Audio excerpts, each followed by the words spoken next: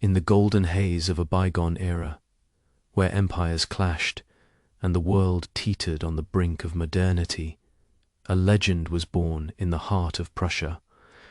It was May 2nd, 1892, in the bustling city of Breslau, now known as Wrocław in Poland, that Manfred Albrecht Freiherr von Richthofen entered the world. He came from a lineage of aristocratic nobility. His father, Major Albrecht Philipp Karl Julius Freiherr von Richthofen, a stern military man who instilled in his sons the values of duty, honor, and discipline. Young Manfred was the eldest of 4 siblings, including his brother Lothar, who would one day share the skies with him in a bond forged in fire and fury. The Richthofen family estate was a place of privilege, surrounded by vast lands where Manfred honed his skills as a hunter from a tender age. He reveled in the thrill of the chase, tracking deer and boar through dense forests, little knowing that this primal pursuit would one day translate to the deadly ballet of aerial combat. By the age of 11, in 1903, Manfred's path was set toward the military. His parents enrolled him in the Wallstatt Cadet School, a rigorous institution that shaped boys into soldiers. There, amid the strict routines of drills, horseback riding, and academic studies, he excelled as an athlete and equestrian. He was no scholar, his grades were average at best, but his physical prowess shone through. He transferred to the prestigious Royal Prussian Main Cadet Institute in Lichterfelde, near Berlin, where he spent his teenage years mastering the art of warfare. In 1911, at the age of 19, he was commissioned as a lieutenant in the one-stone Ulan Cavalry Regiment of Kaiser Wilhelm II, named after Tsar Alexander III. The Ulans were elite lancers, mounted warriors clad in gleaming uniforms, and Manfred took to it with the enthusiasm of a young nobleman eager for glory. He patrolled the borders, participated in maneuvers, and dreamed of the adventures that lay ahead. But the world was changing. The drums of war began to beat in the summer of 1914, when Archduke Franz Ferdinand was assassinated in Sarajevo, igniting the powder keg of Europe. Germany mobilized, and on August 1st, World War I erupted. Manfred, now 22, rode out with his cavalry regiment on the Eastern Front against Russia. Those early days were a whirlwind of charges and skirmishes.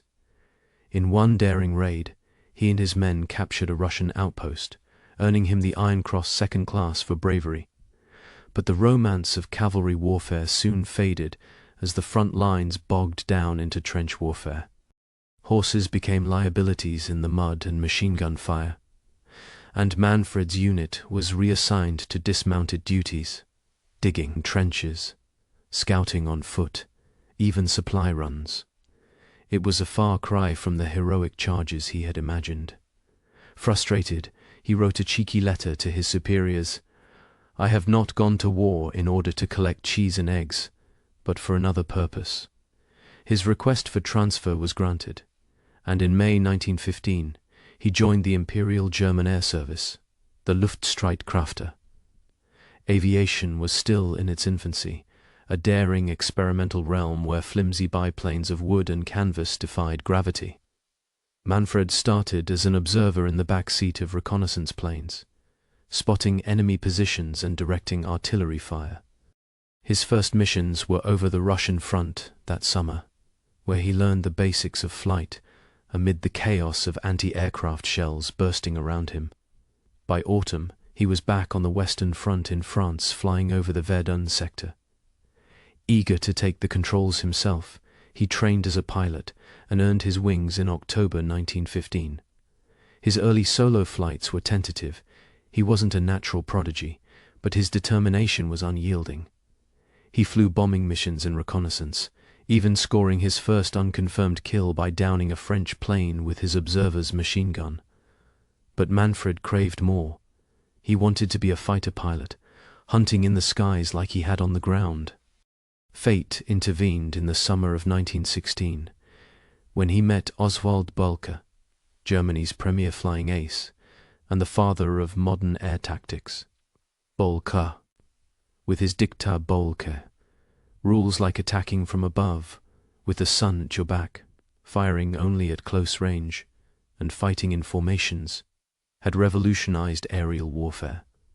Impressed by Manfred's enthusiasm, Bolke invited him to join the newly formed Jagdstaffel II, or Jasta II, an elite fighter squadron. Manfred arrived in September 1916, piloting an Albatros DI biplane.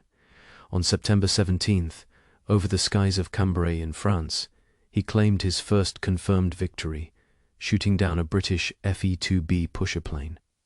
The thrill was intoxicating. He ordered a silver cup, engraved with the date and details, a tradition he would continue for each kill, commissioning a jeweler to craft these trophies of triumph.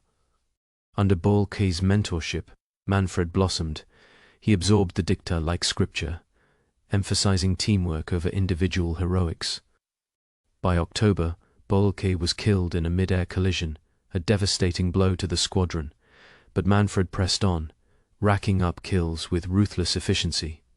In November 1916, he duelled with British ace Major Lano Hawker, the British Bolke, in a fierce dogfight that ended with Hawker's death.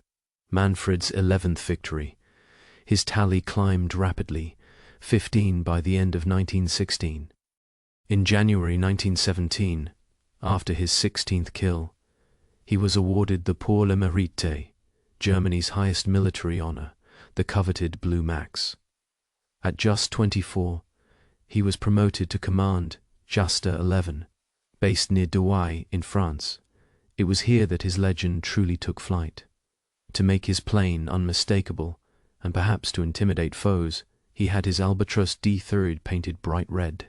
The Allies dubbed him Le Petit Rouge, or the Red Devil, but the name that stuck was the Red Baron, a nod to his noble title, though Freiherr more accurately translates to Free Lord.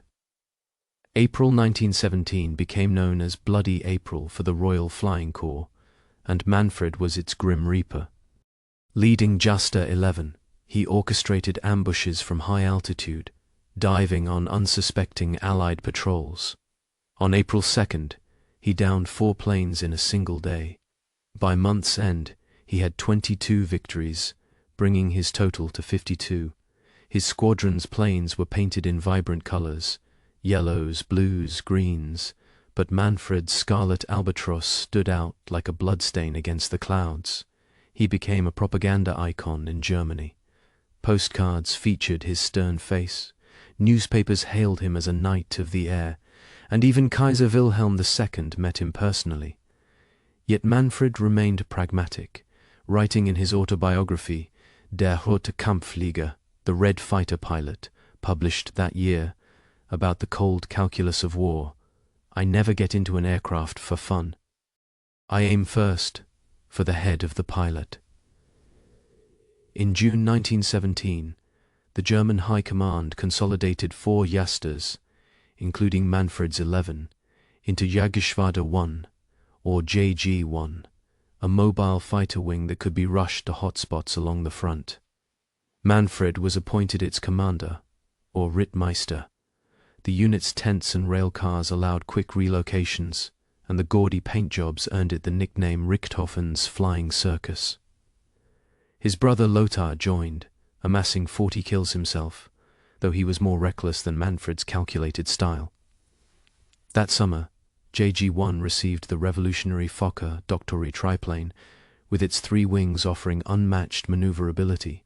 Manfred's was painted red, of course, becoming his signature mount. He continued his streak, downing planes with precision bursts from his twin Spandau machine guns. But glory came at a cost. On July 6, 1917, over Vervik in Belgium, Manfred engaged a formation of British Fa-2 seconds from No. 20 Squadron. In the melee, a bullet from Captain Donald Cunnell's Observer grazed his skull, fracturing it and causing temporary blindness. Disoriented, he crash-landed behind German lines, blood streaming from his head. Surgeons removed bone fragments, but the wound plagued him with headaches, nausea, and mood changes, symptoms we now recognize as possible post-concussion syndrome or PTSD. He spent weeks in hospital, then convalesced at home, where he wrote his memoirs. High Command urged him to retire as a hero, but Manfred refused. "The soldiers at the front must fight until they are killed," he said. By October 1917, against medical advice, he returned to the skies, though his flying was more cautious. He still added to his tally. 18 more kills by early 1918, reaching 80 confirmed victories, the war's highest. As 1918 dawned, the war's tide turned with America's entry in Germany's spring offensive. Manfred's Circus roamed the front, clashing with increasingly numerous Allied aircraft. He flew sparingly, conserving his strength, but his presence inspired his men. On April 20th, he scored his 79th and 80th kills, 2 British Sopwith Camels, proving his edge remained sharp, but fate loomed. It was April 21st, 1918, a crisp spring morning over the Somme Valley in France. Manfred, now 25, led a patrol from JG-1's airfield at Cappy. The red Fokker Doctory gleamed under the sun as they climbed to 5,000 feet. Around 10:45 a.m., near Vaux-sur-Somme, they spotted a formation of British Sopwith Camels from No. 209 Squadron, led by Canadian Captain Arthur Roy Brown. A swirling dogfight erupted, planes twisting like hornets in the sky. Manfred fixated on a novice pilot, Lieutenant Wilfrid Wop May, who had strayed from the pack. Pursuing low over the Morlancourt Ridge, Manfred ignored his own rules, flying perilously close to the ground, below 100 feet, into range of Australian infantry from the 5th Division. Anti-aircraft fire crackled from below. Lewis guns manned by soldiers like Robert Bowie and Snowy Evans, and a Vickers machine gun operated by Sergeant Cedric Popkin. Brown, seeing May in peril, dove steeply and unleashed a burst at the red triplane before pulling up to avoid crashing. Manfred's plane wavered, banking left as if evading, but a fatal bullet struck home. It entered his right side, piercing lung and heart, exiting the left chest. He managed a rough landing in a beet field near the Bray-Corby Road, the Fokker skidding to a halt intact but for bullet damage. Australian troops rushed forward. Manfred, slumped in the cockpit, muttered something, perhaps kaput, meaning broken, before expiring. He was dead at the scene, his blue eyes staring skyward. The Australians recovered his body with respect, burying him the next day in Burt Angles with full military honours. A salvo fired over his grave. Debate raged. Was it Brown's aerial burst or Popkin's ground fire that felled him? Autopsies and investigations pointed to a single bullet from below and behind, favouring the ground gunners, though Brown received official credit. Manfred von Richthofen, the Red Baron, had flown his last battle, leaving a legacy etched in crimson across the heavens. His 80 victories stood unmatched, a testament to skill, strategy, and the unforgiving arithmetic of war. In the end, the sky that had cradled his triumphs claimed him, turning crimson over the fields of France.